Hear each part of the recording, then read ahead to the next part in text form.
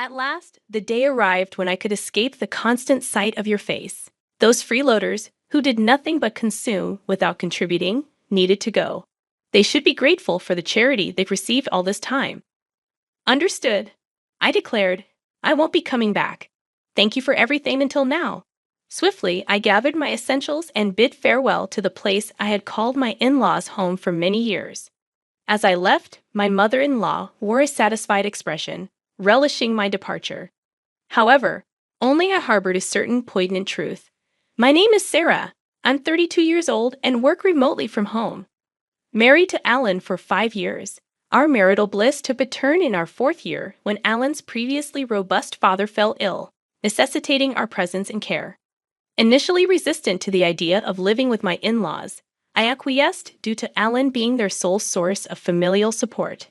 Despite contemplating quitting my job for his care, my company permitted me to continue working remotely, considering my past performance. The complications with my in-laws began immediately, familiarizing me with the notorious mother-in-law and daughter-in-law dynamic. Sarah, hurry up and tend to the cooking and cleaning. How long will you be lazy, avoiding your household duties? Scolded my mother-in-law. I'm working right now. What are you talking about? I'm always clicking away on the computer, I retorted. The truth was, amidst household chores and caring for my ailing father-in-law, I utilized my skills to regain my pre-crisis salary. After about 3 months of intense effort, when my earnings matched their previous peak, I felt genuine joy. However, the reason for my relentless dedication lay in the financial reality. Alan's income alone couldn't sustain us. Despite my hopes that life would finally ease up, the struggle continued. I contemplated setting aside some savings, but inexplicably, circumstances grew increasingly challenging. It felt as though the funds in my wallet were in a constant state of decline. Intrigued by this, I scrutinized our expenses and discovered that Alan had been indulging in lavish spending. Furthermore, my mother-in-law exhibited a penchant for extravagant habits.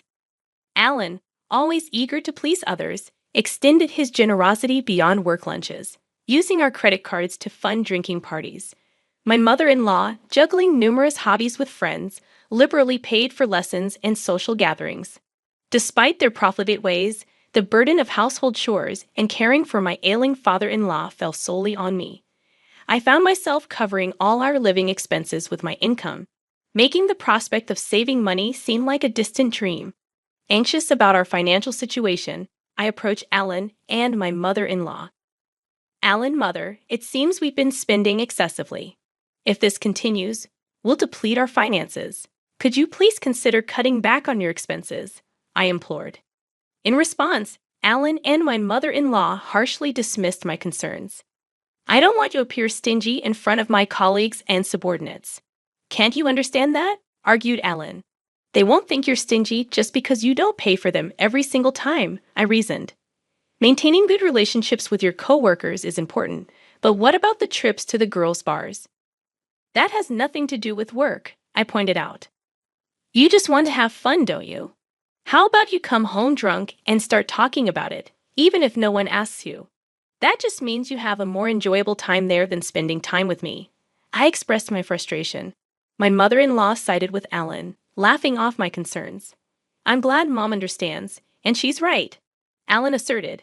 Meanwhile, my mother-in-law justified her spending, stating, if I didn't go to my classes, I'd just be cooped up at home. I'm taking classes with my friends to enjoy the limited time. I found myself grappling with the harsh words echoing in my ears, labeling me as a terrible daughter-in-law.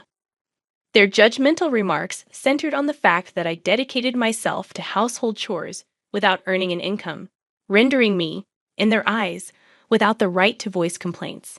The notion of being looked down upon by a homemaker left me perplexed. In truth, I worked diligently, contributing a steady income to the household, while also managing the housework and caring for my father-in-law. Their skepticism and belittling tone, asserting that working from home couldn't yield much, were disheartening. Even more so, my mother-in-law had apparently fed Alan a distorted narrative, implying that she alone took care of my father-in-law, painting me as an idle homemaker.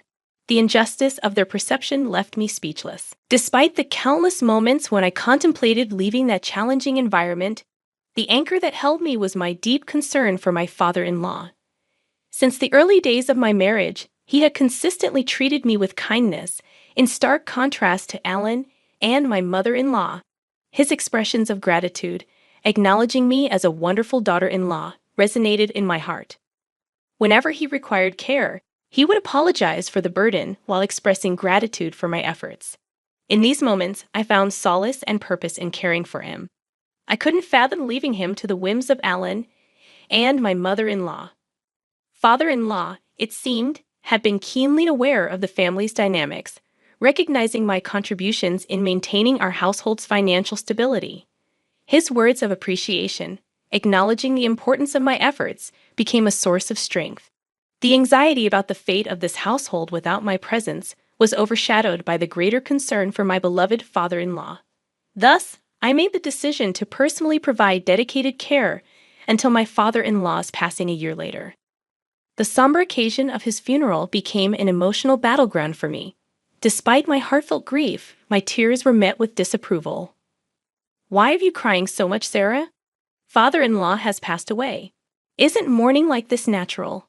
I was asked, but my response seemed to provoke irritation from my mother-in-law. She accused me of making it sound as if she had never taken care of him at all. The truth, however, was starkly different. My mother-in-law had hardly been involved in my father-in-law's care. Her preoccupation with hobbies and frequent outings left me as the primary caregiver. Despite my efforts, she portrayed herself as the oppressed and pitiful mother-in-law to outsiders, painting me as the cruel daughter-in-law.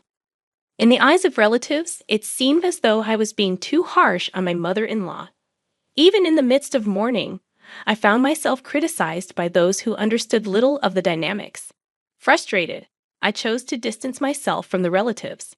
However, this move did not go unnoticed by Ellen, who approached me with complaints. "You embarrassed Mom in front of everyone," he accused. "That doesn't make any sense. I was only crying about father-in-law's death. Despite that, your mom told me it was strange for me to cry. I never said she hadn't taken care of Dad at all. I just talked about mourning the loss of my father-in-law, whom I had always cared for," I defended myself.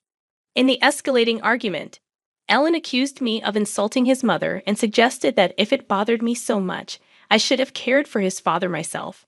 The clash intensified, prompting the intervention of relatives who finally put an end to our quarrel. Following that incident, I maintained complete silence with my husband.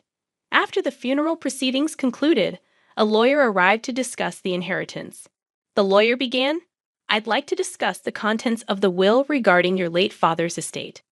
Firstly, to the wife and daughter-in-law Sarah, he's left half of his cash to each of you. To his son Ellen, he's left ownership of the family land and home."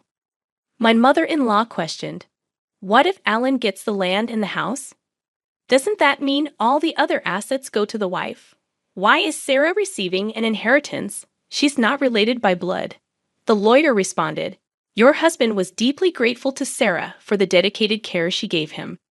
He wanted to express his gratitude by giving her part of the inheritance. This decision cannot be changed."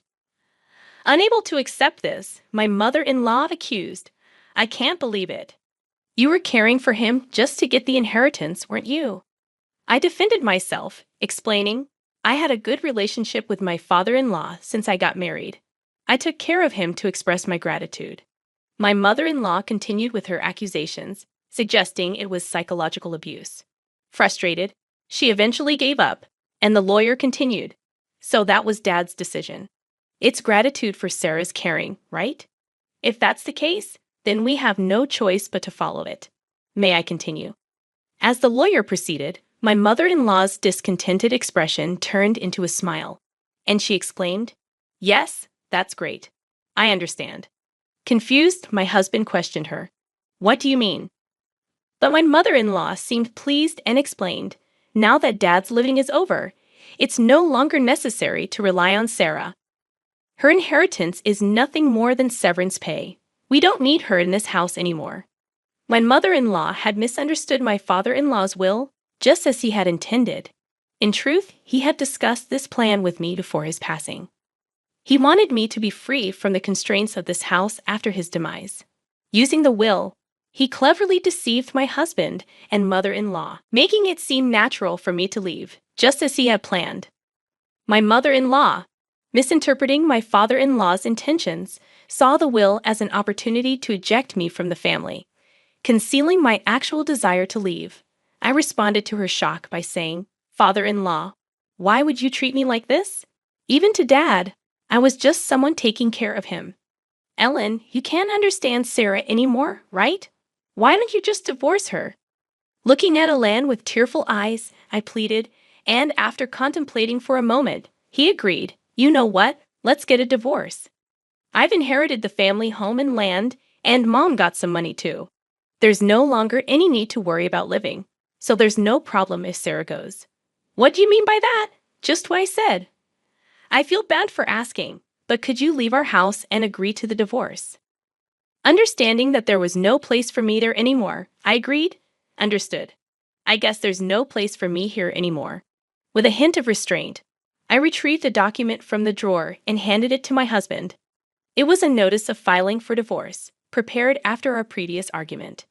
My husband promptly signed it, expressing, "Finally, I don't have to deal with you anymore. A non-working freeloader should just get out.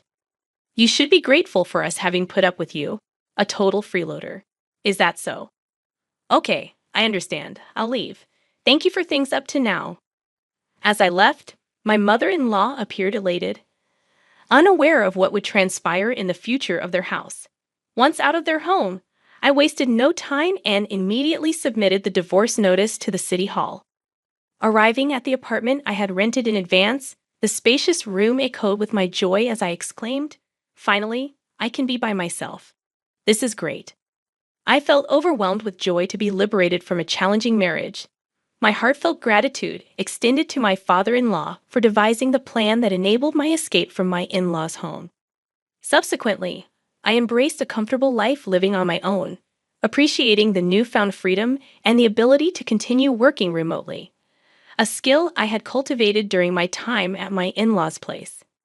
Having honed my time management skills, work flowed smoothly and my income increased, allowing me to lead a comfortable life free from interference. However, my peaceful existence took an unexpected turn when my ex-husband, Alan, called me out of the blue. Perplexed, I questioned, "It's been a while. Why are you calling me? Weren't you the one telling me to disappear?" "Sarah, please help us. We're in a pinch," Alan pleaded. I chuckled, finding the situation ironic. "What kind of joke is this? My salary hasn't changed, but for some reason, you're running out of money. We can't live like this."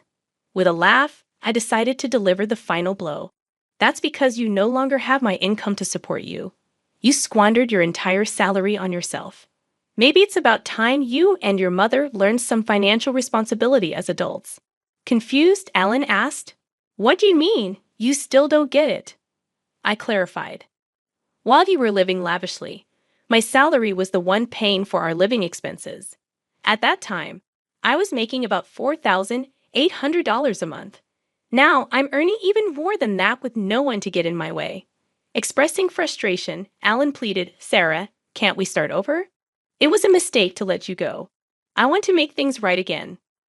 I scoffed. "It's obvious you're after my income. Don't be ridiculous. I never want to see your face again.